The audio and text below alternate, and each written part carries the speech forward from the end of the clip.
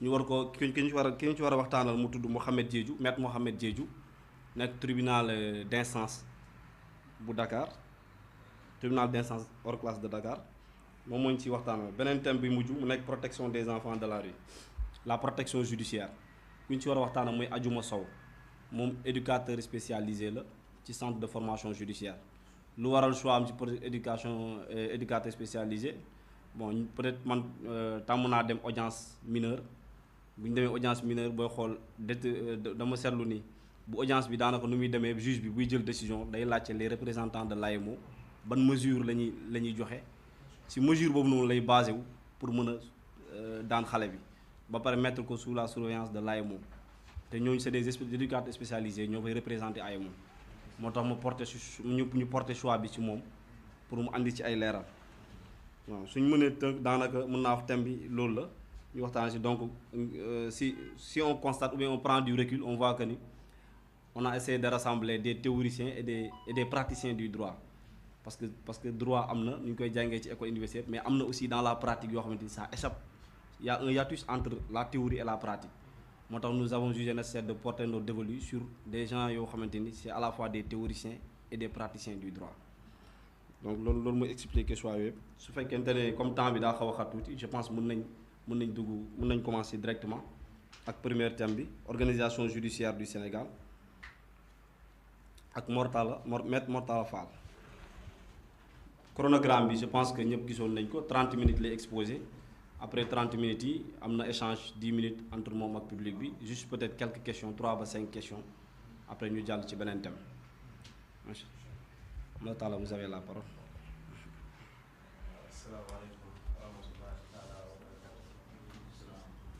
Ñu ngi ñëpp ci sa tur ak sa sant di sant bu baax ak gërëm ñu fi dajale ci circonstances yi ñu fi dajale xam ñu xëy na njëlbeen la ci ñun ñu participer ci genre rendez-vous yu mel nii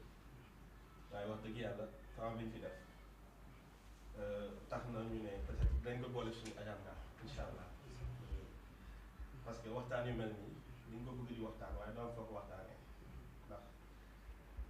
dama koy wax ci structure de base bu ndaw li souvent ñun li ñuy boole nekkatul farata de plus en plus day jublu yeneen i mbir yoo xam ne xëy na àdduna li gën a rattaché luy rattaché wu si àdduna sax bonul waaye ci ni mu koy rattaché woo xëy na moom du nekk lu doy xëy na mu doon waxtaan bu am solo imam amoon ak ustaaz ak ñu fi nekkoon yëpp ñu jàng si lu bëri ci diir bu gàtt ba sax ñu ne est-ce que duñu bàyyi delloo li ñu dénkoon ba beneen yoon daal ndax li ñu fi dégg wax dëgg yàlla macha allah xam-xam la yaa xam-xam ku ko dégg dina xam ne xam-xam du dégg ndax yàlla moo koy def yàlla moo def loolu fasaaxa boobu si xam-xam donc yàlla na yàlla fay. di gërëm aussi le modérateur Maître Gadjigo Amadou sans doute il a oublié de se présenter. Dafay déplacé.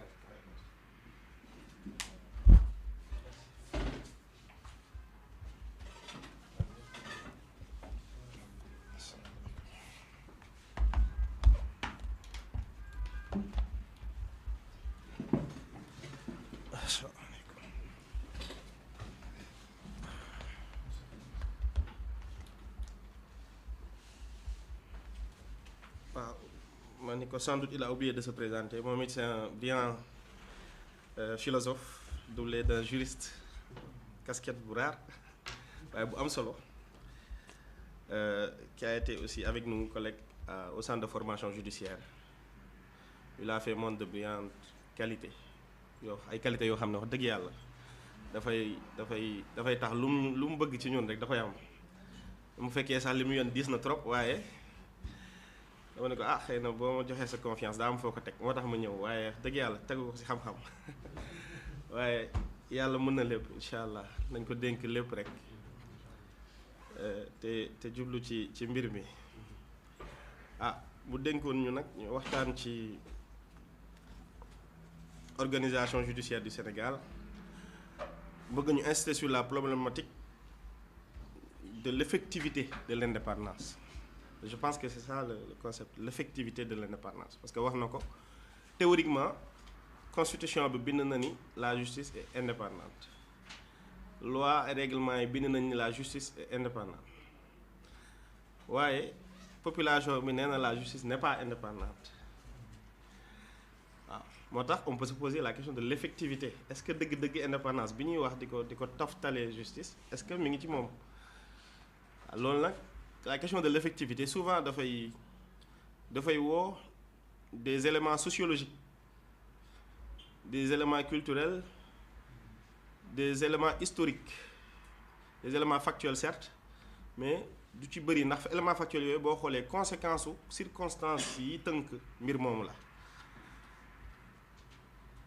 moo tax est-ce que je me suis demandé est-ce que ñëw ak approche purement juridique bi dina ci am solo ndax booy xool certes dina la tax nga ne justice kat ci yoon ni mu ko tëggee indépendant na waaye bu ñëwoon xëy na approche xëy na pratique sociologique peut-être anthropologique jaarale ko ci science administrative xëy na mu xaw a tane tuuti ñu xaw a wane peut-être xëy na li tax population bi am nu mu gisee ak li mu gis noonu lan lay signifier ak nan lañ ko mën a tënkee ba xëy na ñu mën a changer appréhension bi nit ñi am ci justice. Gadjigo wax na ko léegi ñëw na ci taarixu justice ne ba jamono ba léegi justice ñu ngi koy présenter comme un pouvoir yàlla dogalee ko noonu ci ñun ñu dem même les sociétés occidentales aussi au fil de leur évolution à travers depuis Aristote jaarale ko encore ci ay John Locke, Thomas Hobbes, ñëw ci Rousseau, ñëw ci Montesquieu qui a révélé la théorie de la séparation des pouvoirs en France, je vais dire ça comme ça. daf ko révélé ndax si wax nañ ni ci tukkeem bi mu def Angleterre ci la gisee système de fonctionnement boobu mu bëgg ko reproduire en France donc xëy na daf ko révélé. Il a révélé la théorie de la séparation des pouvoirs. ay séparation bi mu révélé moom Montesquieu dafa ni booy xool organisation pouvoir organisation structure pouvoir pour que nit bañ a naagu ci doole bi ko nit ñi dénk ngir jiite gi mu leen jiite il faut que mu am li nga xam ne beneen pouvoir la bu koy taxaw di surveiller waaye moom it muy surveiller pouvoir boobu noonu mu nekk rapport d'équilibre buy am ci diggante pouvoir bi nga xam ne dañ koy xaaj séddale ko séddale boobu mu ko séddalee mu ne séddale fonctionnel mu ne donc l'exécutif li nga xam ne ñooy jëfe coobarey askan wi ñi nga xam ne ñooy jëfe bëgg-bëggu askan wi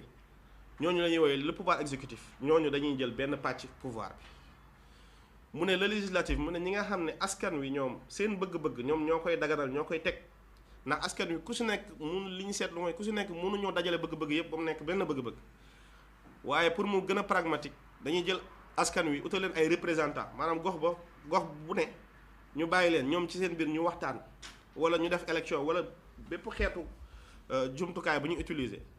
pour am ku ñu jiital ci ñoom mu jëmmal seen taxawaay jëmmal seen gis-gis ba ñu dajale ñooñu ñëpp ci réew mi li ñu woowee assemblée nationale tey mu am aussi yeneen chambre yoo xam ne mën na ko représenter muy le pouvoir législatif ñu bëri nee nañ Montesquieu sax foofu la yem en réalité parce que pouvoir judiciaire bi ko Montesquieu di théoriser dans son esprit des lois dafa ko jàppee autorité en réalité autorité bu mu rattaché woon au pouvoir exécutif parce que gis-gisam mooy pouvoir judiciaire en réalité si fonctionnement rendre service la bokk te rendre service boobu mooy yitte au pouvoir exécutif donc autorité judiciaire la ñu war a wax Montesquieu d'ailleurs il a théorisé l'autorité judiciaire il n'a pas théorisé le pouvoir judiciaire en soi comme ni ko nit ñi bëggee léegi dégg pouvoir judiciaire waaye ñu dem ba les états dans leur constitution ci mel ni état français parce que dama li tax ma ciy ñëw parce que dafa am solo ndax ñun suñu justice ni ñu ko tëggee ci modèle français donc il faut nga xam fa taarix boobu taarix France bi il faut nga comprendre ko pour mën a comprendre suñu système judiciaire actuellement loolu ñoom pouvoir français dem ba ni donc avec la révolution de 1789 mais même avec la 5e république du général de Gaulle mais en réalité le pouvoir judiciaire mënul ñàkk il faut que ñu am un pouvoir judiciaire qui est autonome et indépendant du pouvoir exécutif et du pouvoir législatif et qui au-delà d'arbitrer les conflits mooy ay yi juddoo ci diggante nit ak moroomam dafay arbitrer ay yi juddoo ci diggante nguur ak doomu aadama ndax loolu bu njëkk ba France amu fa woon dañ doon wax ne le roi ne peut mal faire buur du juum loolu lañ gëmoon ñu dem ba jëmmi jamono buur di juum bañ ne kon buur day juum waaye buur bu juumee niñ koy fajee mënta nekk ak bu Mortala Fall wala Gadjigo mii juumee niñ koy faje donc buur boobu dañ koy utal régime spécifique loolu moo waral juddug droit administratif moo tax sax ñu naan le droit administratif est né d'un miracle parce que buur bi moo dem ba ci boppam moom mu créer si biiram jumtukaay bu koy àtte bu jafe-jafe amee digganteem ak justiciable yi muy citoyen yi dem ba loolu autonomiser boppam au XVIIIe siècle xam ne dañuy woowe li ñu am la justice administrative donc France noonu la tëggee woon boppam amoon autorité judiciaire ba dem ba nekk pouvoir judiciaire am une justice administrative bu nekkoon au sein de l'administration dem ba justice boobu autonome nekk une justice administrative autonome moo tax France 2 ordres juridictionnels la ñu am dañoo am un système judiciaire administratif et un système judiciaire classique xam ne mooy àtteel diggante nit ak moroomam la cay xew biñ demee ba noonu France ci à travers la colonisation noot ñu di dund avec le même procédé de fonctionnement waaye bu ñu daan ñëw ci colonie yi su mel ni Afrique fii li may wax nii mi ngi ci livre juge Lam qui est actuellement IGAJ inspecteur Lam de la justice de l'administration judiciaire là où il parle de la modernisation de la justice du Sénégal bi ñu demee bay ñëw fii ñëwuñu it ñoom it fàgg li fi nekkoon lépp bale li fi nekkoon lépp dañoo bàyyi sénégalais yi ci la ñu nekkoon ñoom ñi ñu fi fekk les endogènes nañ daan attee seen bopp mais ñu institutionnaliser leen ko ñu ñëwit ñoom ñi nga xam ne dañoo jàpp ne c'est des citoyens français par rapport aux 4 communes yi fi amoon je vais pas revenir sur cette histoire ak ñoom les français yi nga xam ne ñoom dañu fi ñëwoon pour liggéey si ak dëkk fi xëy na ñoom it ñu am seen ordre judiciaire ñu amoon 2 ordres judiciaires bi ñu demee ba indépendance jib nag ñi nga xam ne ñu ngi jëm ci indépendance d'ailleurs je pense que c'est le juge ou le professeur Babacar Kanté qui le disait c'est parce que la population sénégalaise n'avait pas encore la maturité institutionnelle parce que boobu ñi jàng bëriwul xëy na aussi ñi seen xam-xam màcc ci justice bëriwul ndax ñi ñu daan yóbbu ñuy jàngi à l'étranger sax daañu leen orienter vers les secteurs yi nga xam ne c'est des secteurs stratégiques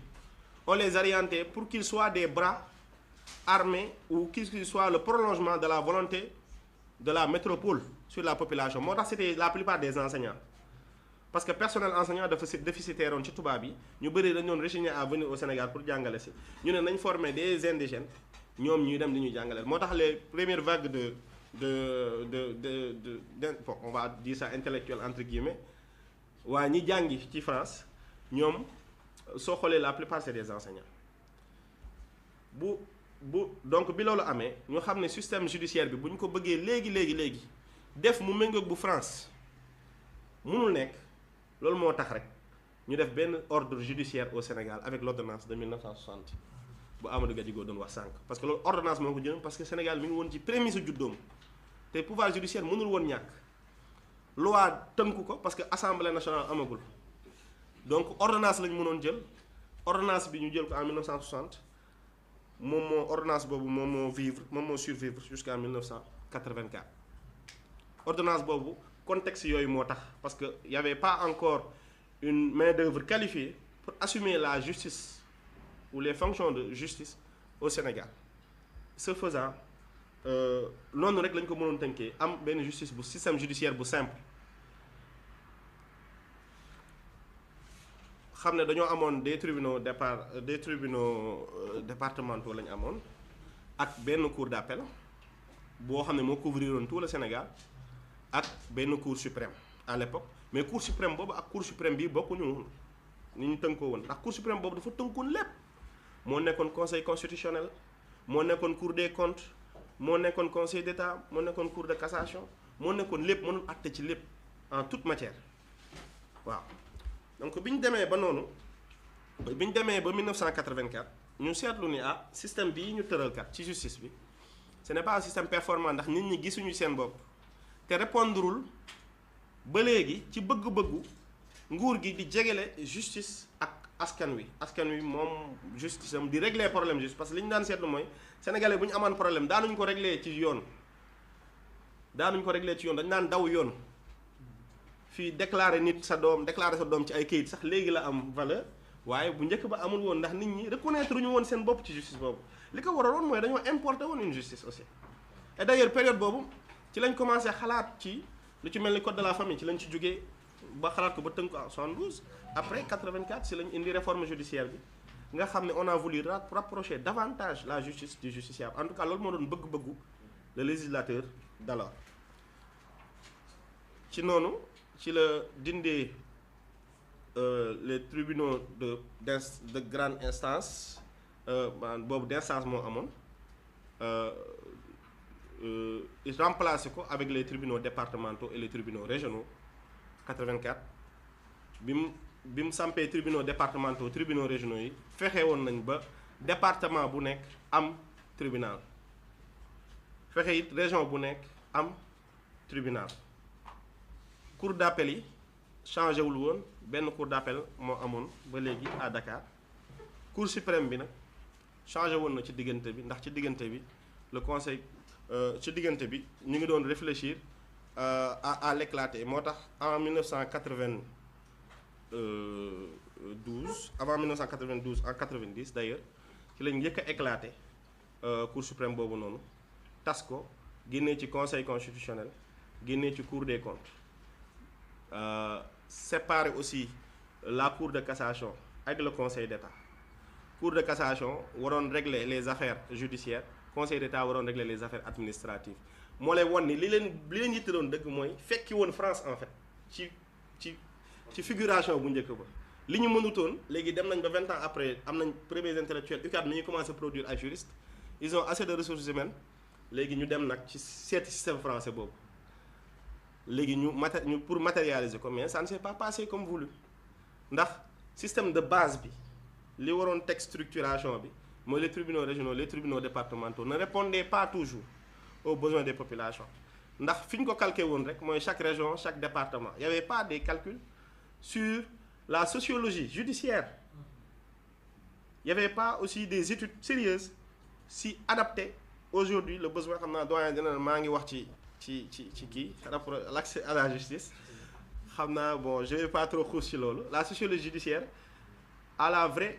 au vrai besoin des populations par rapport au pouvoir judiciaire donc pour ne pas trop bon dugg ci histoire aussi parce que su ma si duggee tamit damay dugg ci li Mohamed war a wax mooy accès à la justice parce que daf ci war a ñëw pour vous dire que en fait on a une justice qui a été construite en tout cas sur les ruines qu'a laissé la métropole muy France loolu moo tax on n'a jamais eu une justice qui répondait aux besoins et aux aspirations de la population te ici on a une justice boo xam ne politique yi dañ ko jege woon lool ndax comme ni ma ko waxee autorité judiciaire lañ ko mës a jàppee li ko waral d'ailleurs mooy tey xool leen rek ni ñuy tabbee les gens du pouvoir judiciaire bu dee le pouvoir exécutif ñu ne élection au suffrage universel bu dee le pouvoir législatif ñu ne élection au suffrage universel bu dee le pouvoir judiciaire ñu ne concours nomination maanaam administration donc administration judiciaire la ñu am en réalité dès le concours dès comment on recrute les gens da ngay comprendre configuration bi ñu jox la justice au Sénégal mais aussi beneen entendement daf si am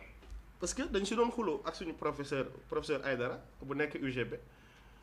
ne ko mais prof la justice dafa war a autonome par rapport au pouvoir exécutif au pouvoir législatif mu ne non mu ne parce que dañ ne le président de la République détermine la politique de la nation mais saviez-vous que dans cette politique de la nation il y avait la politique pénale il y avait la politique pénale pour ñu wax ndax jar na mbir ñu si gën a répressif wala mbir ñu wàññi répression bi parce que il faut réguler la société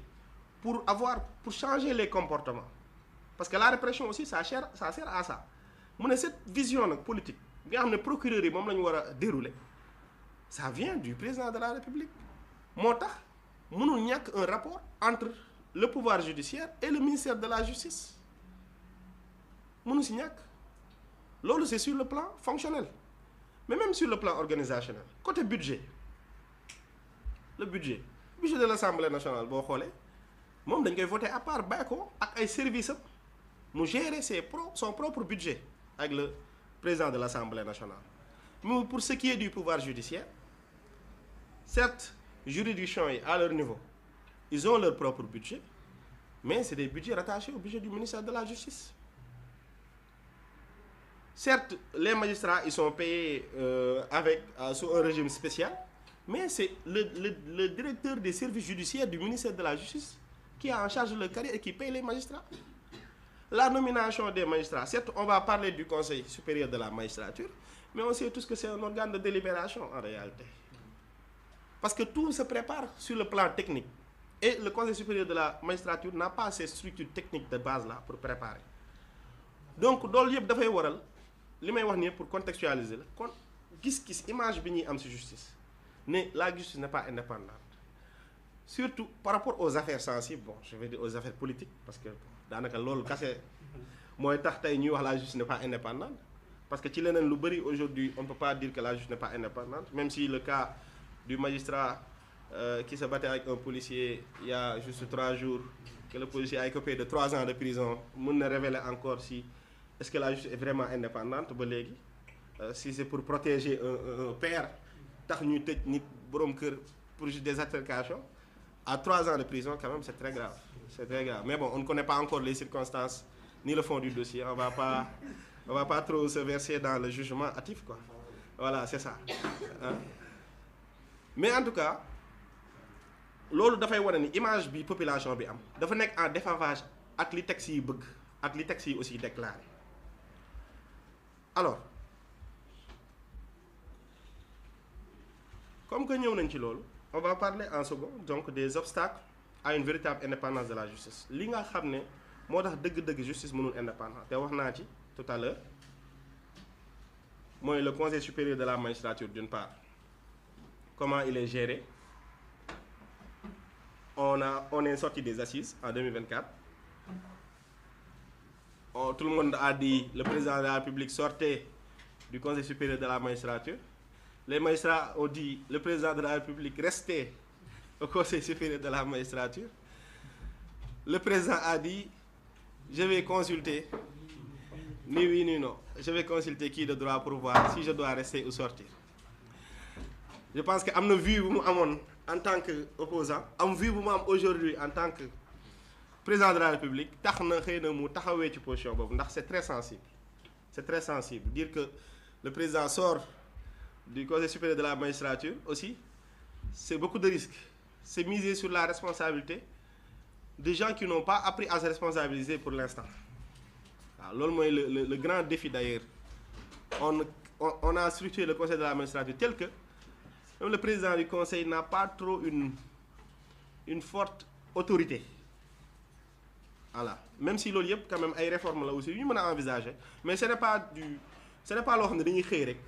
tëb taxawal ko, mais dinañ ci ñëwaat incha allah. Mais aussi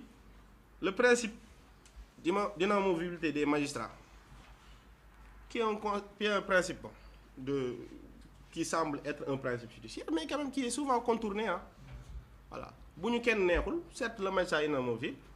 mais suba bu ko CMS amee bu Conseil supérieur amee dañ koy yóbbu feneen fu ñu neex. Tamba par exemple, bon, pour caricaturer chez Gadigo ba waa Tamba sax ne on a l'impression que c'est pour nous sanctionner, on est judiciaire sanction quoi. Une zone de sanction. Voilà. Donc loolu aussi ni ko état bi di utiliser principe boobu noonu ak ni ñu ko bindee ak ni ko état bi di dérouler bokkul ak li ñu doon xaar ci loolu. Mais aussi déficit budgétaire bi am ci justice. Les agents en tout cas yi rendre la justice muy juge muy greffier muy assistant greffe et parquet par rapport à l'environnement dans lequel ils travaillent. waxuma seen salaire waxuma seen traitement par rapport ak peut-être le reste du Sénégal, mais je vais dire par rapport à l'environnement dans lequel ils travaillent. parce que ces sensibilités sont à prendre. Ils vivent dans une précarité, on va dire, absolue. Un avocat peut payer un juge au Sénégal. Un avocat peut payer 2 juges. Un avocat peut payer 3 juges. Je parle sur le couvert de mes collègues. Un avocat donc peut payer 6 greffiers ou 7. Voilà. Pour vous dire que c'est des métiers très précaires. Et ñi gis aux alentours de xam ne ñoom ñoo war a exercer autorité ci ñoom finalement ça se renverse. Monsieur Corrigi, le système, c'est un système qui se crée en réalité. L'acteur se positionne dans une position telle que il subit même ce qu'il devait exercer. Loolu aussi lu ñu bàyyi xel la d'ailleurs tax na état bi ne dina consentir à des efforts pour gën a sécuriser ces métiers-là lu mel ni magistrature lu si mel ni greffe ainsi que les assistants des greffes et parquets, sans quoi service public de la justice ne fonctionne. Parce que ñële c'est des auxiliaires de justice. Ils aident à aller devant les juridictions. Mais li tax juridiction bi am ñii la te ñooñu ils sont dans une situation de précarité. 1,7% du budget national cette année c'est 98 milliards. Hein? C'est 98 milliards d'autorisation de crédit. C'est 98 milliards. Alors, loolu yëpp jur une crise de confiance des populations. En tout cas, c'est le ressenti. Li tax tey l'une des premières actions du président de la République nekk les assises sur la justice. Je pense que wane na en tout cas déception bi nit ñi am ci xaar bi ñuy xaar justice ci ay moments yu décisifs. Waaye dëgg-dëgg ban justice la ñuy xaar ndax bu dee justice bi ñuy rendre chaque jour lu ci mel ni justice d'instance muy état civil lu lépp lu wàllu famille wàllu divorce lu ci mel ni justice correctionnelle lu ci mel ni justice criminelle souvent à part quelques cas mis à l'écart rare na ñuy dégg nit di ŋàññ justice ci fonctionnement régulier woon waaye fi nit ñi di ŋàññee justice c'est sur son implication politique je pense que foofu lañ koy gën a xaar li ci mel ni conseil constitutionnel ñooy gën a subir invective yooyu noonu en sus des autres tribunaux judiciaires yi nga xam ne dinañ àtte des détenus bon caricaturés de politique détenus politiques yoo xam ne nit ñi dañ ciy am benn perception bu spéciale waaye li ñu xamul mooy chaque jour détenu politique boobu sax booy xool mooy ëpp faveur sax le détenu en particulier ndax système bi ñuy rendre justice Sénégal moo précarité boo xam ne le juge il n'est pas assez outillé en termes d'information en termes d'investigation pour weddi li ko police di tegal comme rapport d'enquête te loolu tënku ko moom juge bi tënku ko dafa war a jug dem xooli ba li mu gis doy ko mu àtte ci aqulaay taala ak mu àtte ci li ko yoon sars waaye juge bi amul moyen yooyu noonu te sës nañ ko dossier yoo xam ne bëri na bëri waaye boo xam ne bu ci bëggee bu ci nekk mu taxawoo ko noonu maanaam justice dina jël 100 ans pour ñu rendre 10 affaires ndax tout ça demande beaucoup de moyens te en termes de moyens Sénégal aujourd'hui le besoin exprimé c'est de 1700 magistrats on est à moins de 600 magistrats magistrat bu nekk war nga am 3 greffiers il y a plus de magistrats que de greffiers au Sénégal donc lenteur bi ñuy wax ci justice problème de règlement yi ñuy wax ci justice ak aussi bras long bien sûr yi ci am je parle comme un Sénégalais en lambda yi ñuy wax ci justice yëpp soo xoolee ba xool en réalité c'est un problème de moyens de base moo ko waral y a pas assez d'effectifs et le personnel d'appoint ñu mel ni li ñuy wax les assistants des greffes et parquets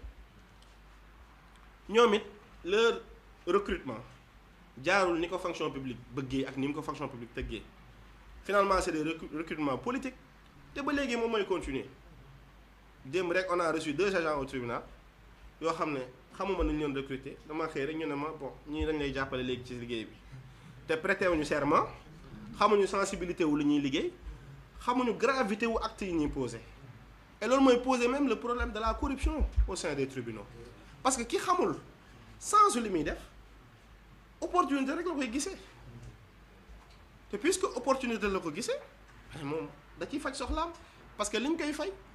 ak moom li muy gis ni traversé ci bëtam wute na nit ñi benn casier judiciaire pare nañ pour fay la ci 30 000 alors que casier judiciaire weesul 500 xaw ma 1000 francs 500 mais da ngay gis kuy lijjanti casier judiciaire def ci 30 000 donc loolu yëpp li ko waral c'est parce que le système bi ñu tëggee la justice le système bi ñu tëggee les recrutements des agents judiciaires même ñi ñu recruter jaar leen ci yoon moyens yi ñu leen jox déficit bi mu déficitaire tax na daanaka bambulaa mooy xew ci tribunaux yi parce que le rôle du greffier de base moom mooy recevoir le greffier moom war a recevoir le justiciable dalal ko orienté ko waaye li ñuy seetlu mooy greffier bi amul sax jotu jeexal ay dossier am bay recevoir justiciable am finalement dafay bàyyi benn planton ci mbedd ma boo xam ne xamul sax liggéey bi yàgg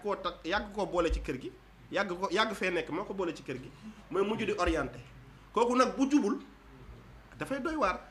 ndax kële bañ koy recruter seetlu nañ ndax jub na wala jubul ndax concours la jaar def naa écrit mu jaar ci entretien devant 22 personnes yoo xam ne ay kilifa lañ ñu tànn ko seetantal ko ba xam ne kii jikkoom xëy na tax na mu mën a def lii waaye desul ci loolu dañ ko former pendant 2 ans ci éthique ak déontologie former ko ci lépp lu ñu ko war a former gannaaw loolu ñu waatloo ko ci kanamu yoon ak ci kanamu boppam loolu yëpp mu jaar ci nga bëgg liggéeyam nga jox ko koo xam ne mësta xam loolu noonu yëpp nu mu tënk ko boo dee da nga bëgg une justice sérieuse mënoo koo am ci loolu donc problème de la justice c'est le système même judiciaire qui pose problème donc ñëw naa ci conception bi ci nit ñi am ak pouvoir judiciaire bi li ñuy wax pouvoir judiciaire est-ce que en réalité du pouvoir judiciaire la su ñu xoolee du pouvoir judiciaire mais administration judiciaire la administration judiciaire bu ñu bëgg magistrat yu autonome alors que joxuñu leen benn outil pour ñu autonome ils n'ont ni le budget ni les matériaux pour s'autonomiser parce que l'indépendance pour man c'est une question de volonté dem Tamba su ma ñàkk bëgg bañ a dem Tamba wala wàcc sama position de président du tribunal su ma taxee jalgati yoon loolu c'est personnel mais li am mooy autonome. Voilà donc loolu aussi ni ko état bi di utiliser. J'étais à Saint-Louis ñu nekk pendant 2 mois 3 mois ci tribunal d'instance bi le président peinait à acheter des chemises pour mettre les dossiers chemises au Sénégal à Saint-Louis je parle de Saint-Louis donc je me suis dit à l'intérieur du pays comment ça doit être c'est ça les réalités des juridictions au Sénégal voilà ci tribunal bu war a am 10 personnels qualifiés de 10 personnes mu am 3 wala 4 personnes yeneen 10 yi si ñëw yépp c'est des volontaires disent-ils mais volontaires yoo xam ne loo ci xam daal doy na ci en termes de donc personnel bi ça pose problème moyens yi ça pose problème ancrage juridique bi ça pose problème contexte même institutionnel bi ça pose problème lii yëpp dafa nekk ay blocage ay obstacles yi nga xam ne justice da koy buter li tax mënul nekk un pouvoir on va dire une autorité indépendante ci noonu puisque 30 minutes lañu am mënuma woon guddal trop et aussi débat moo si gën a intéressant parce que il faut nit ñi aussi wax seen xalaat nga mën leen tontu ci xalaat yooyu ñu am ñu proposer bien sûr le renforcement de l'autonomie et ça ressort même des assises de la justice ça ressort aussi des différents intervenants je pense monsieur Diakhaté je vais pas Maïssa Diakhaté c'est pas Maïssa c'est Maïssa Diakhaté de la présidence ainsi que le juge Lam yi bind ci réforme judiciaire yëpp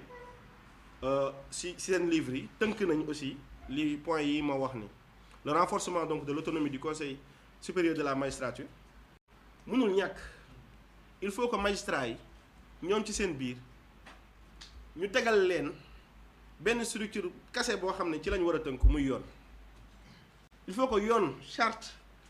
bi tënk seen carrière charte bi tënk ni ñu leen di déplacer ni ñuy évoluer ni ñuy nekkee chef de service ak ni ñuy bénéficier de yenn privilèges loolu yëpp ñu tënk ko uniformaliser ko ba du doonati bëggu-bëggu nit mooy placer magistrat bërëb wala bëgg-bëggu nit mooy placer magistrat fenn fu mu war a dem te lu war a mën a nekk la ndax système français tënku nañ ci loolu ba pare te daanaka lu si ëpp si ñun lu si ëpp si suñu seeni réforme dafay répercuter wu au Sénégal ñu bàyyi aussi principe de l'inamovibilité je vais y arriver de la magistrature des magistrats bi ñuy jalgati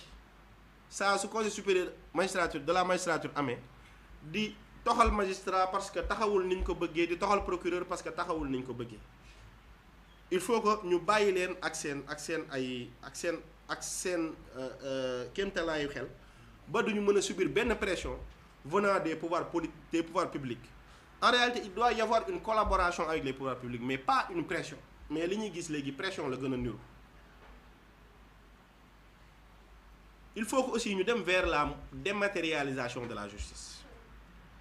ndax li tax mbir mi di am jalgati ba léegi daf di justice ba léegi ci këyit lañ koy def ñun ñii di dem audience ba léegi à part yenn tribunaux yi te ñoom sax ñoo jël seen càkkutéef def ko mais yoon mayu leen ko mënoo yóbbu ordinateur si tribunal pour jël audience dafa am cahier bu ñu côté paraphé mu am ni ñu koy bindee ni ñu ciy bindee xam ne mënoo cee def rature parce que lépp lu ñu. waaye greffier boobu dafa nekk sous pression tel que tey am na fu ko juge di toll nu muy nekkee xaritam wala lu ko juge bi di defa bu ko juge bi ne ah mais est-ce que doo ma changer lii parce que damaa jóg. mënuñoo dellu ci ginnaaw di ko. dématérialisation am des outils performants tey je pense que on est déjà outillé sur ce concept là am nañ un centre de données à Diamniadio ci mel plateforme douanière yi ba tey douane tout est dématérialisé mais douane de plus mu am. Il faut aussi ñu former les officiels ñu waroon ko mën a intégrer je pense que y a des séminaires qui se passent un peu partout on parle de IA sur par rapport à la justice mais ku waxagul ku utiliser gul ordinateur est-ce que mën nga utiliser IA jumtukaay bu ñu tuddee centre de formation judiciaire wax dëgg yàlla mu nekk jumtukaay bu méngoog jamono ci innovation yi ci état bi apporté ces 5 à 10 dernières années xam ne li ñu fay def li ñu fay jagle ci formation ak curricula yi ñu fay proposé méngoo naag ni ñuy war a liggéeyee ci tribunaux yi waaye comme ni ñu koy waxee rek lépp problème jumtukaay la aussi l'État ne met pas les moyens en tout cas dans la justice mbir nag boo ci deful li ñu ci war a def yaakaar naa doo ca am li ñu ca bëgg boo bëggee ceebu ginaar je pense da ngay joxe dépense bu doy problème mu moyen aussi dafay structuré wu mais aussi problème recrutement wu agent yi parce que ba léegi état bi aussi wanewul bëgg-bëggu recruter ñuy woowee les agents assistant greffe et parquet et aussi li muy recruter ci greffier ak ci magistrat at bu jot tuuti na lool par rapport ak li mu war a recruter dëgg ci personnel yooyu noonu et aussi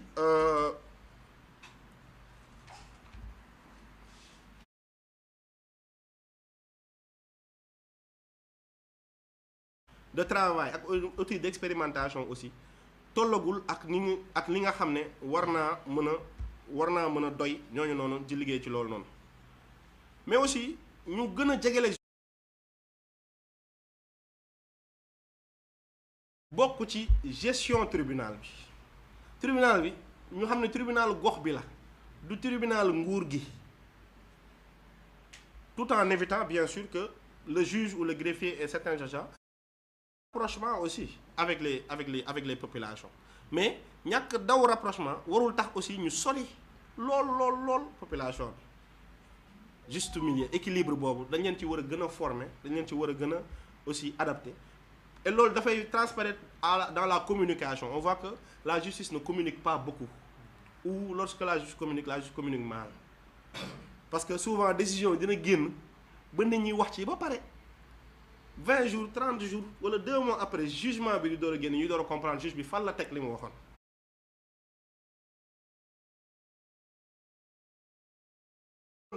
bu doon ni noonu la jaaree yoon maanaam 2 semaines